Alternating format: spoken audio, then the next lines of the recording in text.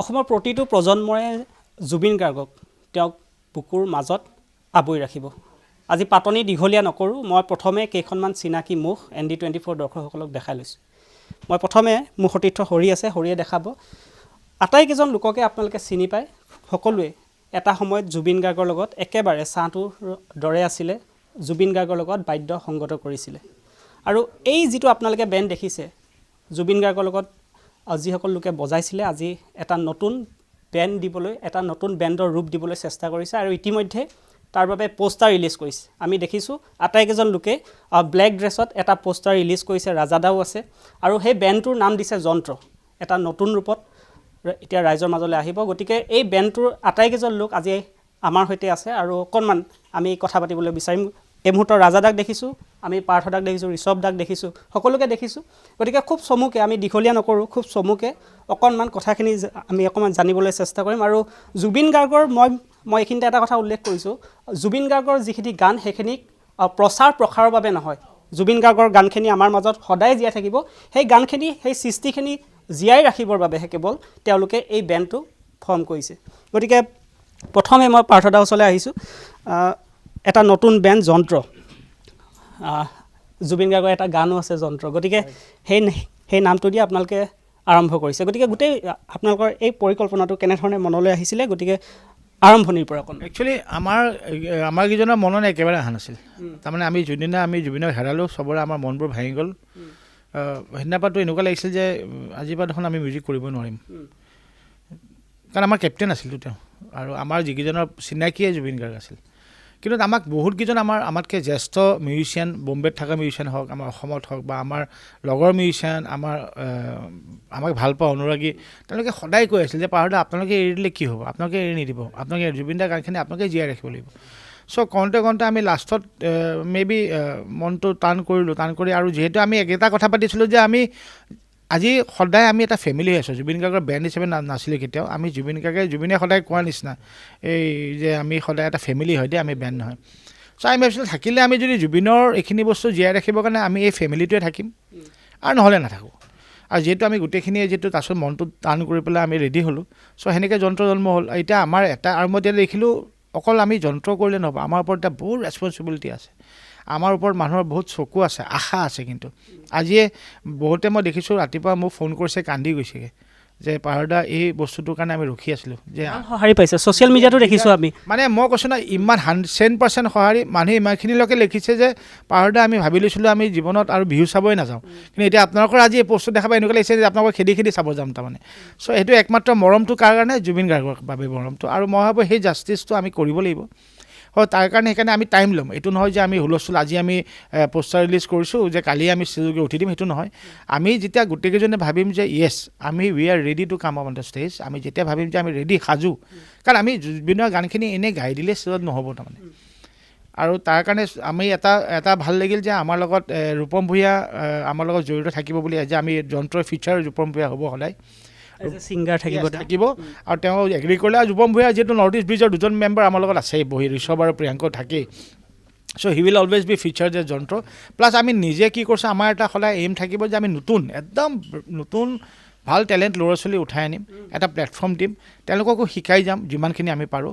আৰু সেনেকুৱা দুগৰাকী ল'ৰা ছোৱালী আমি অলৰেডি ৰেডি কৰিছোঁ, আমাৰ বেণ্ডত ৰাখিছোঁ। খালি এতিয়া ডিছক্ল'জ নকৰোঁ, কাৰণ তেওঁলোক সৰুৱে আছে, প্ৰেছাৰটো ল'ব নোৱাৰিব। সেইটো জানে, এই প্ৰেছাৰটো বিশেষকৈ আপোনালোকৰ প্ৰেছাৰটো বহুত টান প্ৰেছাৰ এটা, media pressure is a very tough pressure.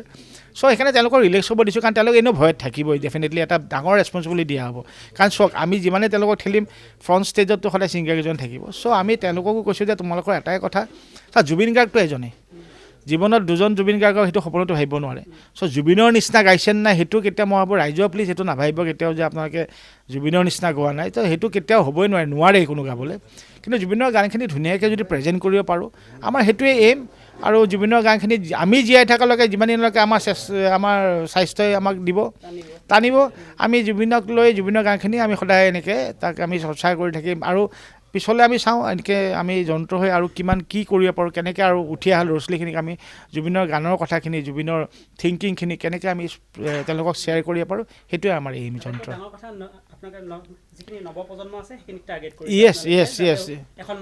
য়েছ, মঞ্চ পায়, তেওঁলোকক আহকচোন, কাৰণ চাওক বহুত ল'ৰা ছোৱালী এনেকুৱা আছে টেলেণ্টেড, আমাৰ চকুত আমি চাই আছোঁ যে তেওঁলোকে নোৱাৰিব পাৰে, আৰু এনেকুৱা বস্তু তেওঁলোকে এখন মঞ্চ পোৱাটো বৰ টান কথা। চ' তেওঁলোকক দিম। আৰু এইটো আমাৰ আৰু এটা বস্তু আমি সদায় ভাবি থ'ম যে আমি কোনো ল'ৰা ছোৱালী আমি জাকে আনিম, কোনো ল'ৰা ছোৱালীক আমি বাউণ্ডিঙত নাৰাখোঁ কেতিয়াও, যে আমাৰ লগত আহিছ তহঁতক আমি এটা মঞ্চ দিছোঁ কাৰণে তহঁতে আমাৰ লগত ইমান বছৰ থাকিব লাগিব, এইটো কেতিয়াও নহয়। কালিয়ে যদি কেতিয়াও নহয়, আমি নাৰাখোঁ, সেইটো কেতিয়াও নিদিওঁ। কালিয়ে যদি দুখন ষ্টেজৰ পিছতো যদি আমাৰ সেই ল'ৰা ছোৱালীজনে কয় যে দাদা মই এতিয়া অকলে আগবাঢ়িব খুজিছোঁ, দে আৰ মষ্ট ৱেলকাম। তেওঁলোকে যদি ভাবে য়েছ আমি এতিয়া পাৰিম, দে আৰ মষ্ট ৱেলকাম। আমি কেতিয়াও কাকো ধাৰাবন্ধাত নাৰাখোঁ। চ' তেওঁলোক আগবাঢ়ি যাওক, যোনে যিমান আগবাঢ়িব পাৰে অকলে লৈ যাব পাৰে, আমি সেনেকৈ খালি ৰেডি কৰি দিম। তেওঁলোকে যদি আগবাঢ়ি যাব খোজে আমাৰ পিনৰ পৰা কোনো কেতিয়া প্ৰব্লেম নাথাকে। ঠিক আছে, গতিকে মই আৰু কিছু লোক আছে তেওঁলোকৰ লগতো আমি অকণমান কথা পাতিম। অঞ্জন দাক পাইছোঁ, বাঁহীৰ মূৰ্ছনা আমি দেখি থাকোঁ জুবিনদাৰ লগত যেতিয়া তেওঁ সংগত কৰে, খুব সুন্দৰ তেওঁ বাঁহীৰে সকলোকে মন্ত্ৰমুগ্ধ কৰে। গতিকে অঞ্জন দা আপোনাৰ ওচৰলৈ আহিছোঁ। আমি ইতিমধ্যে বেণ্ডটোৰ কথা পাতিছোঁৱে, আৰু আপোনালোকৰ যিটো বেণ্ড সেইটোৰ লক্ষ্য হৈছে যে নৱপ্ৰজন্মক এখন মঞ্চ দিয়া। আচলতে গোটেই বস্তুখিনি প্ৰথমতে বুজাই ক'লে। আচলতে প্ৰথম কথাটো হ'ল আমি একেলগে থকাটো। ইমান দিনে আমি একেলগে আছোঁ ফেমিলিৰ দৰে। চ' প্ৰথম কথা আমি একেলগে থাকি জুবিনদাৰ গানখিনি ভালদৰে কেনেকৈ পাৰফৰ্ম কৰিব পাৰোঁ, কেনেকৈ টাইট পাৰফৰ্মেঞ্চ দিব পাৰোঁ, ৰাইজৰ মাজত তুলি ধৰিব পাৰোঁ, ৰাইজে ভাল পাব, এইখিনি ইমান দিনে আমি চিন্তা কৰিব পৰা পৰিৱেশ নাছিল, বাহিৰ নাছিল, এতিয়াও নাছিল। লাহে লাহে আমি ভাবিলোঁ আমিতো মিউজিকেলিয়ে যাব লাগিব, আমি কথাবিলাক মিউজিকেলিয়ে চিন্তা কৰিব লাগিব, যিহেতুকে মাজে মাজে মিউজিকৰ বাহিৰে আমি বেলেগ চিন্তা কৰিব নোৱাৰোঁ। আৰু জুবিনদাই এনেকুৱা বিচাৰে, জুবিনদাই কোৱা কথা তহঁতে আমি সদায় ফেমিলিৰ নিচিনা আছোঁ, ফেমিলিৰ নিচিনা থাকিবি। সেনেকৈ থাকি পেলাই আমি জুবিনৰ গানখিনি কেনেকৈ আগবঢ়াব পাৰোঁ, ভালদৰে প্ৰেজেঞ্চ কৰিব পাৰোঁ মানুহৰ মাজত, সেইটো আমাৰ প্ৰধান উদ্দেশ্য কথাটো। ঠিক আছে, এই মুহূৰ্তত আমি প্ৰিয়াংকু দাক এই মুহূৰ্তত লগ পাইছোঁ, আৰু তেওঁ যেতিয়া হাতত গীটাৰ এখন পৰে একেবাৰে এজন বেলেগ মানুহ তেওঁ মঞ্চত হৈ যায়। গতিকে মই এই মুহূৰ্তত প্ৰিয়ংকা মই দাদাক লগ পাইছোঁ, অকণমান আপোনাৰ ওচৰলৈ আহিছোঁ। গোটেই বেণ্ডটোৰ কথা ইতিমধ্যে কৈছে, আৰু লগতে কৈছে যে জুবিন গাৰ্গৰ একেটা পৰিয়াল হৈ আমি থাকিব লাগিব। গতিকে সেইটো এটা উদ্দেশ্য আপোনালোকৰ? নিশ্চয়, বেচিকেলি কথাটো হৈছে এজ এ ফেমিলি আমি ইমান বছৰে আছোঁ, আমি সেই ফেমিলিটোৱে একেলগে ৰাখিবৰ কাৰণে সেইটো মেইন উদ্দেশ্য দেই। সেইটো উদ্দেশ্য লৈ পেলাই আমি এই প্ৰজেক্টটো কৰিবলৈ মানে আগবাঢ়ি আহিছোঁ। আৰু লগতে হয় নৱপ্ৰজন্মৰ উদীয়মান যিসকল ভাল গায় তেখেতলোকক যাতে এটা প্লেটফৰ্ম দিব পাৰোঁ, অকণমান গ্ৰুমিঙো কৰিব পাৰোঁ, আৰু লগতে জুবিন গাৰ্গৰ গানখিনি আমি অলপ ভাল মানে প্ৰেজেণ্টেশ্যন কৰি পেলাই ৰাইজৰ আগত দিব পাৰোঁ, সেইটোৱে মেইন প্ৰচেষ্টা। খুব সুন্দৰ কথা কৈছে। আৰু জুবিন গাৰ্গক মই ইতিমধ্যে কৈছোঁ যে তেওঁৰ যিখিনি সৃষ্টি, সেই সৃষ্টিখিনি কেৱল জীয়াই ৰাখিবৰ বাবেহে এই প্ৰচেষ্টা লৈছে তেওঁলোকে। গতিকে আপুনিও আছে, আপোনাৰ ওচৰলৈ আহিছোঁ। আৰু কি ক'ব বেণ্ডটোৰ কথা, কি ক'ব? এটা নতুন বেণ্ড যন্ত্ৰ। হয়, সেয়া অলৰেডি গোটেই বাকীখিনি কথা অলৰেডি গম পাইছে আপোনালোকে। আৰু যন্ত্ৰ নামেৰে আমি আগবাঢ়িবলৈ লৈছোঁ, আৰু অকল জুবিনদাৰ গানখিনিয়ে, জুবিন গাৰ্গৰ সৃষ্টিৰাজিৰ ওপৰতহে আমি আচলতে এইটো আচলতে চৰ্চা বুলি ক'ব লাগিব। জুবিন গাৰ্গৰ চৰ্চাখিনি আমি কেনেকৈ উপস্থাপন কৰোঁ, গতিকে সেইটো এটা আমাৰ লক্ষ্য থাকিব। আৰু পাৰ্থদাই অলৰেডি কৈছে নতুন বহুত শিল্পী এনেকৈ আছে, ধৰি লওক ভাল গোৱা, ভাল টেলেণ্টেড ছিংগাৰ, বা ল'ৰাই হওক ছোৱালীয়ে হওক। গতিকে তেনেকুৱা ধৰণৰ আমিও মাজে মাজে আমি তেনেকুৱা ধৰণৰ আমি তেওঁলোকক এটা হেৰি কৰিম আমাৰ বেণ্ডৰ থ্ৰুৱেদি। আৰু গতিকে আমি আশা ৰাখিছোঁ যাতে আমাৰ বেণ্ডটো খুব সুন্দৰভাৱে আমি আগুৱাই নিব পাৰোঁ। আৰু যিহেতু আমি জুবিনদাৰ কোৱাৰ নিচিনাকৈ আমি একেটা পৰিয়ালৰ আমি যিহেতু সদস্য, গতিকে আমি ভাগ নহয়, একেলগে আমি যন্ত্ৰৰে আমি আগবাঢ়ি যাম বুলি আশা ৰাখিছোঁ। ঠিক আছে, ঋষভ দাকো পাইছোঁ। ঋষভ দাই তেওঁ বেছ গীটাৰ বজায়, খুব সুন্দৰ বজায়, আৰু সকলোৱে চিনি পায়। এইকেইজন লোকক অসমৰ প্ৰত্যেকজন মানুহে চিনি পায়। অসমৰ প্ৰতিখন মঞ্চতেই এইসকল শিল্পীয়ে জুবিন গাৰ্গক সংগত কৰে। গতিকে আপোনাৰ ওচৰলৈ আহিছোঁ। ইতিমধ্যে বেণ্ডটো আপোনালোকে ফৰ্ম কৰিছে আৰু এখন পোষ্টাৰো ৰিলিজ কৰিছে। গতিকে গোটেই আইডিয়াটো বা ৰাইজৰ মাজলৈ আপোনালোকে এতিয়া কেনেকৈ যাম বুলি ভাবিছে? আমি এতিয়া ফাৰ্ষ্টতে পটককৈ এতিয়া আমি শ্ব' কৰোঁ বুলিও আমি এনাউন্স কৰা নাই। চ' আমি প্ৰথমতে প্ৰিপেয়াৰ হৈ লওঁ নিজে, আমি প্ৰডাকশ্যনৰ কামখিনিও আমি ভালকৈ কৰি লওঁ। চ' আমি তাৰপিছত আমাৰ ৰিহাৰ্চেল হ'ব, ৰিহাৰ্চেল হোৱাৰ পিছত আমি যেতিয়া দেখিছোঁ আমি এতিয়া গোটেইখিনি ভালকৈ ৰাইজৰ আগত উপস্থাপন কৰিব পাৰিম, তেতিয়া আমি ওলাই যাম আৰু। কিমান সময়মান লাগিব তথাপিও আপোনালোক ৰাইজৰ মাজত? এতিয়ালৈকেতো আমি সেনেকৈ ডেট ধৰা নাই একো, কিন্তু ধৰক ফেব্ৰুৱাৰী বা মাৰ্চ, ফেব্ৰুৱাৰী মাৰ্চত 2 মাহ 3 মাহ এটা সময় লৈছোঁ। চ' আমি সেইখিনিৰ ভিতৰত আমি কাম কৰি পেলাই আমি সেনেকুৱা টাইমৰ ভিতৰত ওলাই যাম বুলি ভাবিছোঁ। ঠিক আছে। একেবাৰে শেষত আহিছোঁ, ৰাজাদাক লগ পাইছোঁ। ৰাজাদা আছে আৰু এই ৰাজাদাক সকলোৱে ভাল পায়, সকলোৱে মৰম কৰে ৰাজাদাক। আৰু জুবিন গাৰ্গৰ একেবাৰে এখন সোঁহাত আছিল বুলি ক'লেও একো দহাই কোৱা নহ'ব বা বহাই কোৱা নহ'ব। গতিকে ৰাজাদাকো পাইছোঁ। ৰাজাদা একদম চমুকৈ সুধিছোঁ, আমি বেণ্ডটো কেতিয়া দেখিবলৈ পাম একেবাৰে মঞ্চত?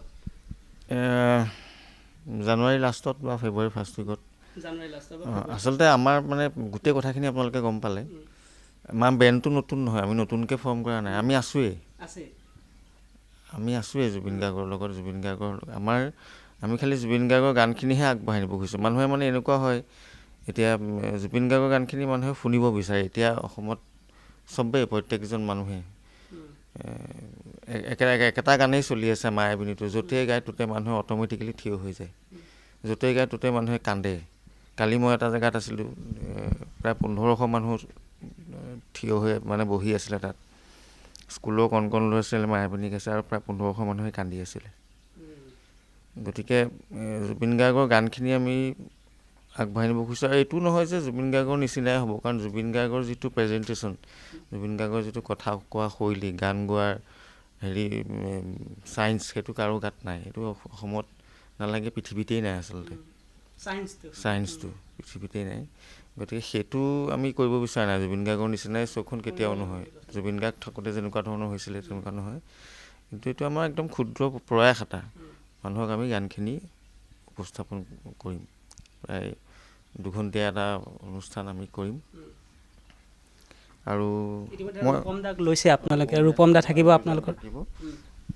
ৰূপম ভূঞা থাকিবই। বাকী আৰু আমি চাই লওঁ, কাৰোবাক যদি খুব ভাল গোৱা ল'ৰা ছোৱালী পাওঁ, যিহেতু গোৱাটো ভাল হ'বই লাগিব। জুবিন গাৰ্গৰ গান গোৱাটোও বৰ টান কাম, যিহেতু টান বৰ গানবিলাক, শুনিবলৈ যিমান ইজি, গাবলৈ বৰ দিগদাৰ। গতিকে সেয়াই প্ৰচেষ্টা, আমি একেলগে থকাটোৱে প্ৰয়াস কৰিছোঁ। বহুতে আমাক মানে কৈছে যে একেলগে থকাটোৱে ভাল, আমি বেলেগ বেলেগ হৈ যোৱাতকৈ। আৰু সেইটোৱে মেইন কথা আচলতে, আমি একেলগে থাকি যি পৰিয়ালৰ যিহেতু ইমান দিন জুবিন গাৰ্গৰ লগতে কাম কৰিলোঁ, আৰু তেখেতৰ গানখিনিয়ে, বাকী কৰ্মৰাজিতো আমি হাত দিব নোৱাৰোঁ, চুব নোৱাৰোঁ, বহুত হাই লেভেল বাকীখিনি। গান লিখিব নোৱাৰোঁ, আমি সুৰ দিব নোৱাৰোঁ। তেওঁ গাই থৈ যোৱা গানখিনিকে আমি ভালকৈ সুন্দৰভাৱে উপস্থাপন কৰিবলৈ বিচাৰোঁ।